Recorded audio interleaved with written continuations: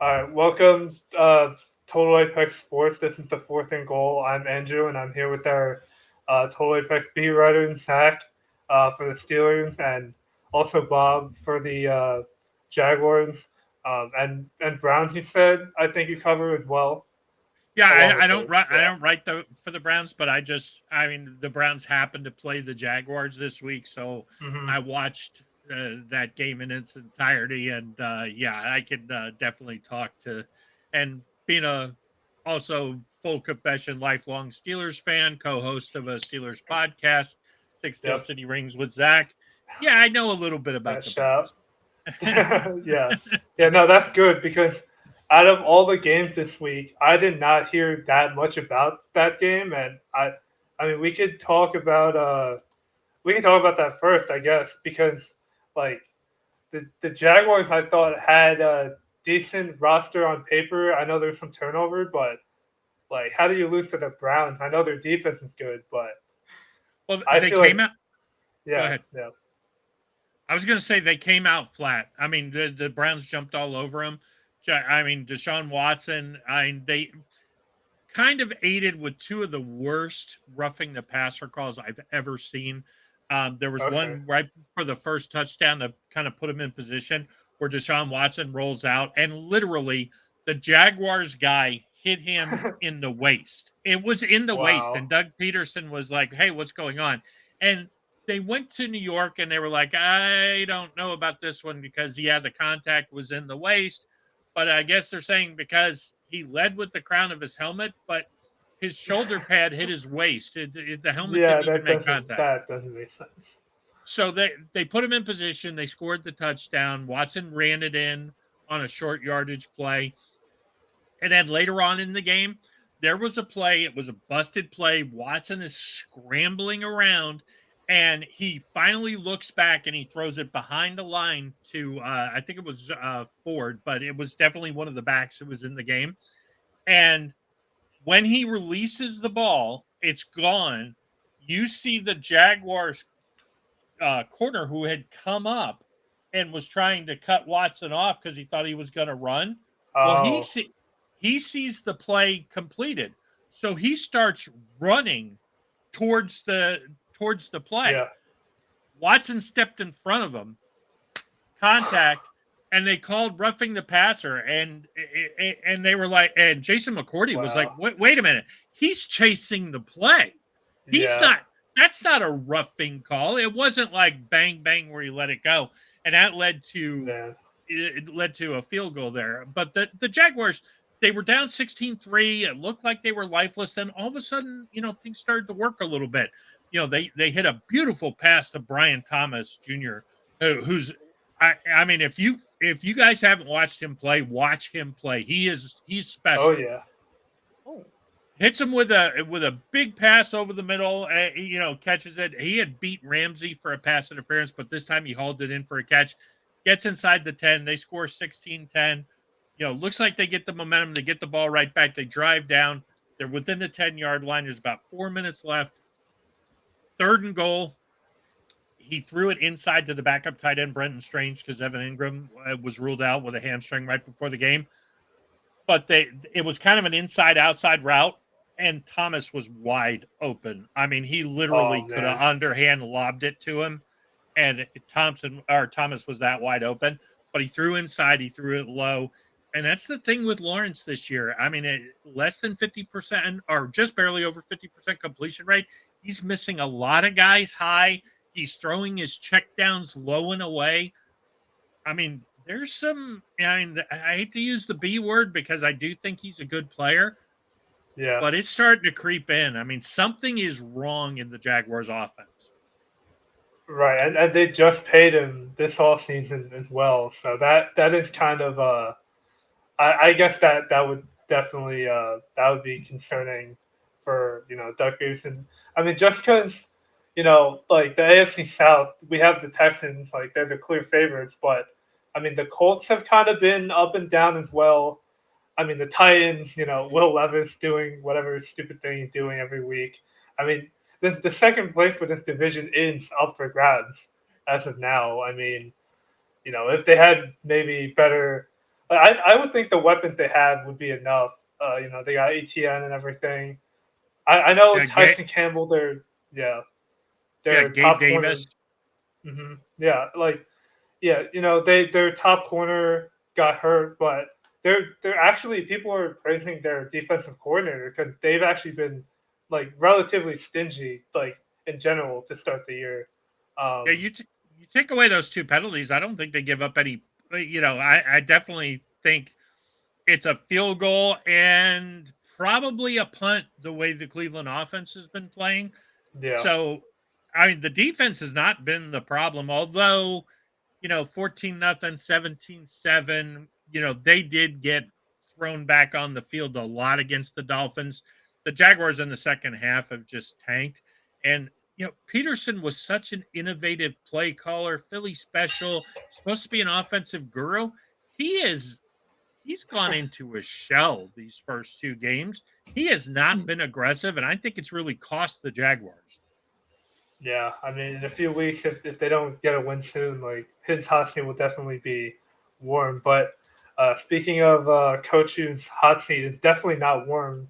At least based on the outside perception, is Mike Tomlin. I mean, I guess I'm not sure if people would have expected the Steelers to be the AFC North champions right now, but I mean it's a long season. But they've done pretty well with Fields. I will give props to Arthur Smith. He's been, managing any sort of like turnover worthy prone field that we saw in Chicago last year. And yeah, they won the first 2 games. But Zach, what'd you think about their win last week?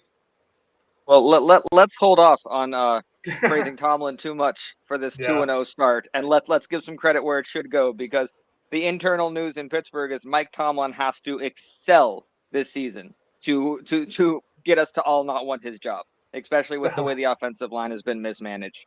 But this is how the season should go. In my head, coming into this, the Steelers have the most money in the NFL invested in the defense, the least amount of money invested in the offense. So the defense should be driving the bus. The offense, I always knew it would need a little bit of time to kind of pick up and get its feet under it.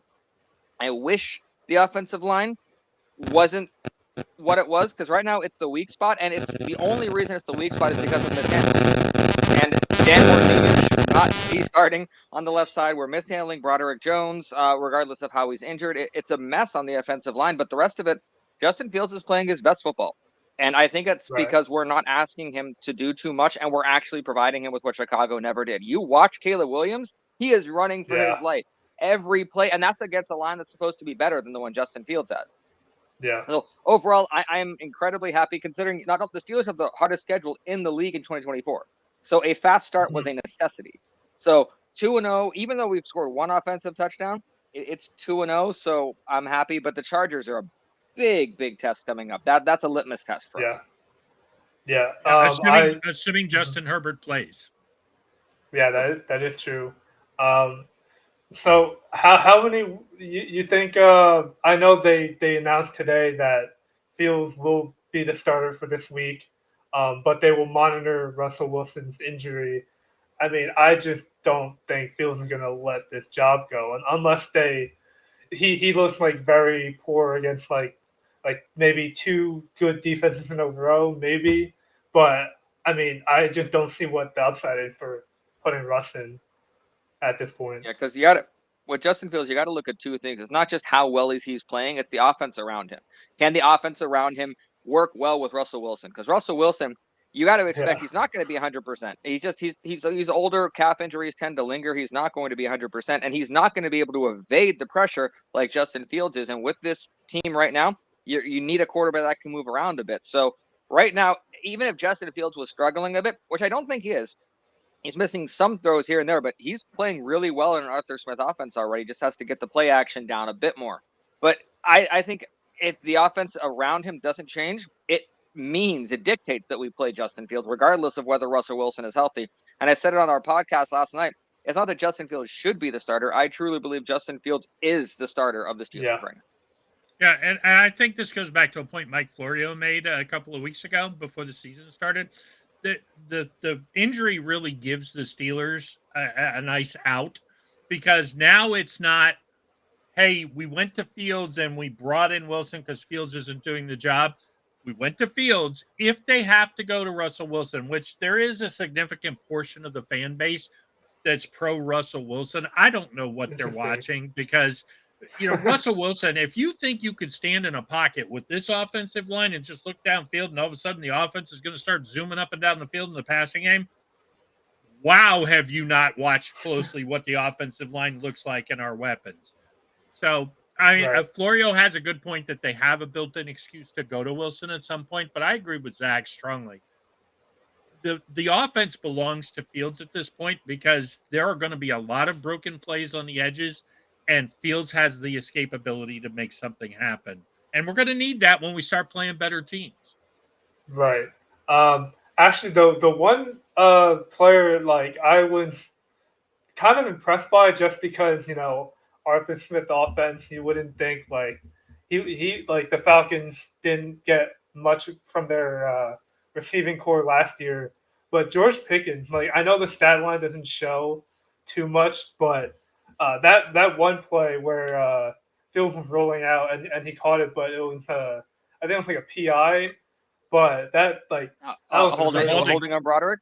Holding on Broderick. Yeah, he's had 2 weeks in a row. He's had huge gains wiped off. He had a 36-yarder against the Falcons that was wiped out by offensive pass interference, and he had a 51-yard. It's one of the best throws you'll ever see. It's a shame it didn't count. Justin Fields threw the ball 50 yards on a line to Pickens, and it got called back because of a holding penalty. And it was the kind of throw that you need. It's not just aim. You need a lot of strength. Because a lot of quarters, when they do that, when they throw that specific pass, it veers out of bounds. And he had the arm strength to it was on a rope. But a stat that is incredibly important when you bring up George Pickens. If you are a receiver on the Steelers not named George Pickens, clump them all together, 5 catches, 28 yards in 2 weeks.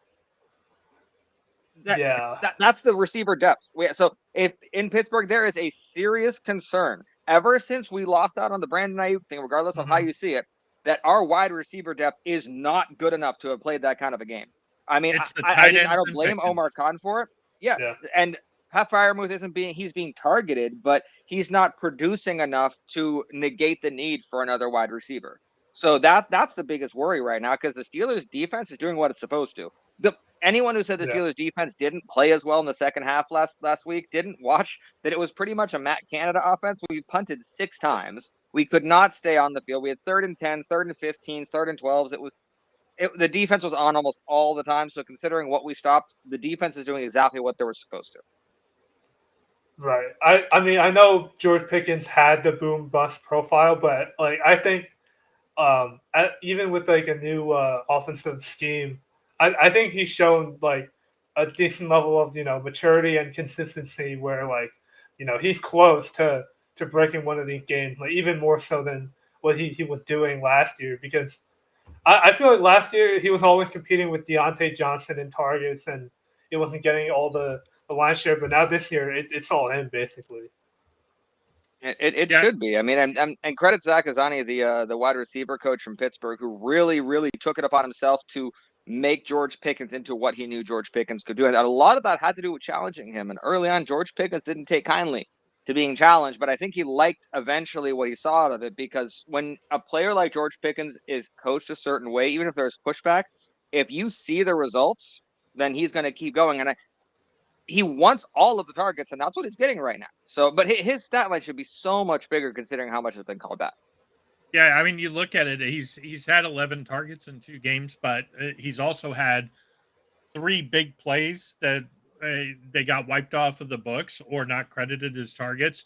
He drew a huge pass interference penalty against Patrick Surtain for 40 yards that gave the Steelers the 13-0 lead at the time, and then they really went in the deep freeze as far as just look at, we don't think Denver's got the offense to beat us, so we're just going to be ultra conservative. But he had 7 targets in the first game. Now you throw in it's virtually 100 yards of passing offense or receiving yards for him that has been wiped off the books. And the 40-yard penalty against Surtain, he very nearly caught that ball, even though Surtain had his arms wrapped up. He still almost pulled the George Pickens and stuck his hand out and caught the ball. if you don't have George Pickens in fantasy and you can get him, he's all the Steelers have. It's not so much that, okay, they're going to be a high-powered offense. They've only thrown the ball 43 times in 2 games. They're just only going to throw it to Pickens. Mm-hmm. And compared to that, we've run the ball, 82, 83 times? Something like that? Maybe even more. I know it might be closer to 90, if not over. So the running game is the lead of this. So it's the running game, offensive line, and George Pickens that is going to make this offense work. And I want another wide receiver for me to feel more confident in that. Now, Roman Wilson hasn't played yet. We have not seen what Roman Wilson has because of a jet sweep injury early in training camp. No clue. It's not even that we're hoping. I have no clue what Roman Wilson can do. But he could be that missing piece that we need that could, take some stuff out George Pickens. But goodness, that worries me. Yeah, even if he's remotely competent at this point, he's going to be on the field. Yeah. But yeah, we can get into the previewing that Charger game, like Hack mentioned. Like that's going to be that could be interesting. J.K. Dobbins, leading the league in rushing, basically. Coming back to Pittsburgh, former Raven. Gus Edwards. It's gonna be like a slugfest with the 2 run games going, and everything. But I guess Bob, what do you see? Like the biggest weakness now scouting the Chargers that the Steelers can exploit. Well, I mean, it really depends on Justin Herbert. His injury is a big deal, and I know right now the news was positive for the Charger fans out there that he didn't sustain like a broken bone at this point, but it doesn't necessarily mean he's automatic to be on the field. The last time the Steelers played the Chargers, Justin Herbert hurt them with his legs more than his arm. He was constantly escaping out. That's a different offense he was playing in then. Harbaugh is going to run the ball on first down. He's going to run the ball on second down, and he's going to run the ball on third down if it's close. And if Herbert has no mobility, I think he's going to run it even more because he does not want to present a stationary target to T.J. Watt, Nick Herbig, and Alex Highsmith. So I think it'll be interesting to see how the defense matches up with that run-heavy scheme. Probably give us a little preview of how we're going to do against the Ravens a little bit later down the road. But I'm interested to see how the defense holds up because the first game, Bijan Robinson, there were a couple of times it was really close to breaking, but Atlanta gave up on the run, I thought, way too quickly. And Denver, there was no threat of Bo Nix throwing the ball, so they just and Denver still broke a couple of runs. I mean, it wasn't like they didn't pound it, but there was a couple of times. So I'm interested to see what happens when the Steelers defense and the much improved defensive line has to go against a team that's willing to run the ball maybe 50 times to try to beat the Steelers. Right. That's the biggest thing. And I think the Steelers defense and the Chargers defense are the 2 best scoring defenses in the NFL right now. So it's not just the fact that it's going to be a rushing offense.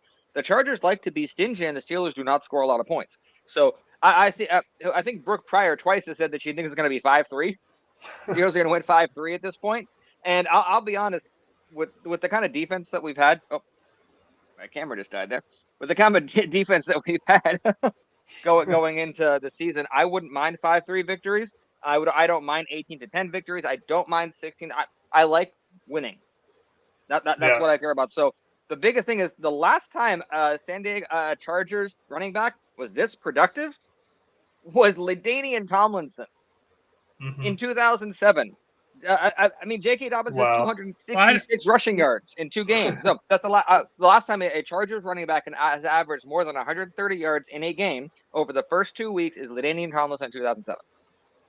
And you probably know better than anybody that Dobbins has just been snake bit by injuries. I mean, as a Ravens fan, I can imagine that you're just kind of gritting your teeth, going, "Where was this when he was playing for us?" well, look, I kind of knew. I think that has probably more to do with whatever happened with John Harbaugh and Greg Roman in that Bengals playoff game.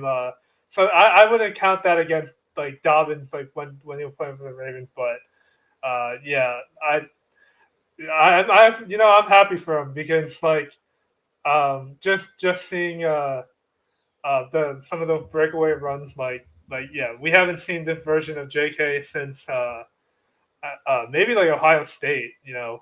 because he had some good games with the Ravens, but not like he wasn't featured like this. Like they are, making sure he's the focal point of that offense. I know the Chargers receivers like Quinn Johnston got involved last week, but I'm still not sure like who really emerging from that receiving room with like Lad McConkey and Josh Palmer. Yeah, that's going to be like a week to week thing. But yeah, for the Browns Giants game, I know the Giants just lost to the Commanders by like 6 or 7 field goals, even though they scored 3 touchdowns. But That yeah, might be the better candidate for the 5-3 game. Although I will say the most explosive guy on that field is going to be Malik Neighbors. Mhm. And if Daniel Jones is inconsistent as he is, I honestly think if he could just find Neighbors over the top once and maybe, put a couple of field goals up. Cleveland was not impressive against Jacksonville. And Jacksonville's defense, without their best corner, it was a huge surprise how well they played. But their defense is predicated on the pressure that Josh Hines Allen and Trayvon Walker provide off the right. edges. Although Eric Armstead has been really good in the center of that defense the last 2 weeks, especially against the run. The Browns' offense is a mess. Their passing game is awful. I mean, Yeah, I think Cooper only got targeted a couple of times during the game. He certainly didn't seem like he was part of the game plan. And you interesting. would think with your best cornerback out that you'd be just force feeding it to Cooper.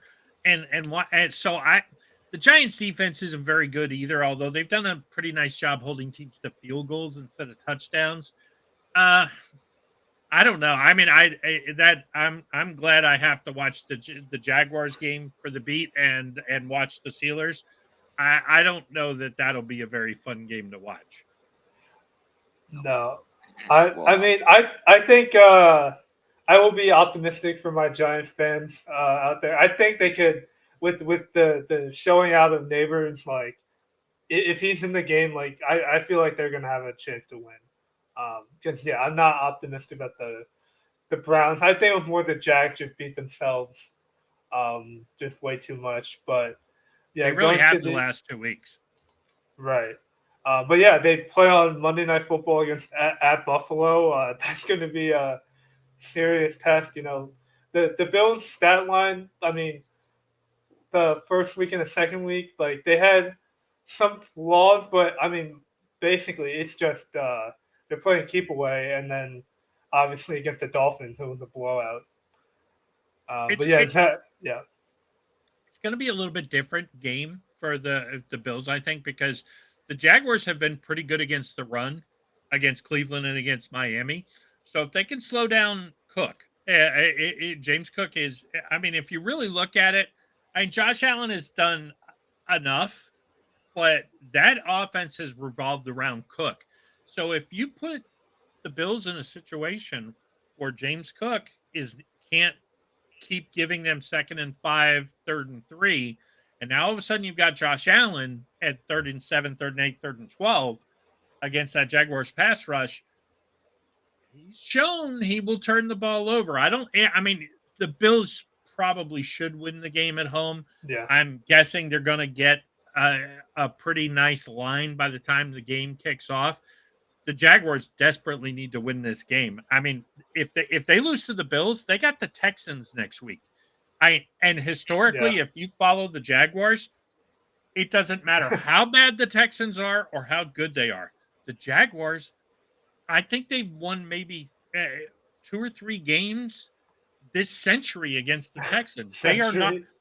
Century. They just lose to the Texans. They find ways to lose. When the Texans were 1-15, who'd they beat? The Jaguars. Oh man. The Jaguars, if they don't get this game and then at least have a chance to maybe pull even in the division next week, or at least keep a 1-game lead on there, they go down 3 games to the Texans, which by the way, the AFC South was supposed to be really good. Yeah. Four great teams.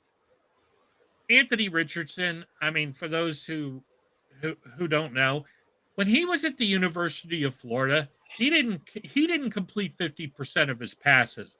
But because he was a combine warrior, everybody thinks he's this great franchise quarterback. And I've seen Colts fans occasionally on social media, you got to have a guy like this to compete. How'd that work out for you last week when the Packers ran the ball 88 times or whatever it was and had Malik Willis throw the ball, I think 3 times? I mean, it was beyond, bad. With Anthony Richardson, I'm not sure, because I think he's the kind of quarterback that would need one specific lottery win coach to match up with him to know what to do with him. I think no coach in the end, especially the one he has now, no clue what to do with him. I'm not sure. I don't know how much of a hit that is on Richardson, but I think the Colts drafted him thinking that they could turn him into something, not thinking, let's really look at what he can do and see if our skill sets match up, because we won't be able to change him that much. And instead they came in thinking, oh, we'll mold this guy into what we are. So that happens so many times. And what we're going to see is a guy who could have had a potentially fun career with the right coach, most likely ruined. Well, hold on though, because he's got Steichen, who was Jalen Hurts' offensive coordinator, and they specifically hired him for Richardson. I just think you have to accept the fact he wasn't accurate in college. Hurts at least was accurate in college. Anthony Richardson is a boom or bust quarterback. He's either a Cam Newton physical specimen running the ball, or he's Michael Vick, heave it down the field, hope something good happens 50 yards down the field quarterback. If you're expecting Richardson to sit in the pocket and throw 5 and 10-yard passes and move your team down the field, you backed the wrong horse. I'm curious, Bob, if the Jaguars do win, what kind of score would it have to be for the Jags to pull it off? I think the Jags have to get it in a shootout, because I mean, at this point, they have to get that offense going. They have shown that if you play this close to the vest, when they were up 17-7, they're marching in against the Dolphins. ETN fumbles. Since that fumbled, the Jaguars offense, with the exception of about a 10-minute period in the Browns game, has been really bad. And I don't see Peterson, and I'm kind of talking about this in an article I'm writing today, I don't see that Peterson is as aggressive as he was ever since, and Zach will get a kick out of this, ever since the Jaguars beat the Steelers and before the bye week last season and stomped all over the terrible towel, wiped their butts with it, did all kinds of disrespectful things. Jaguars are 3-8, and their offense has been consistently worse each and every week. Curse of the terrible towel, I guess. You don't mess with these. So, and you don't call them little yellow towels. See, people think whenever people get arrogant in the league and they talk about that, it's real. It's real. Yeah, remember when Tennessee did it and they stomped on it and showed it on the sidelines? Tennessee won 3 games in 3 years after that. Bushman-Zada did it, and his quarterback's knee fell off. Yeah. Right. But yeah, to send it off, Zach, where can we find your socials and your work?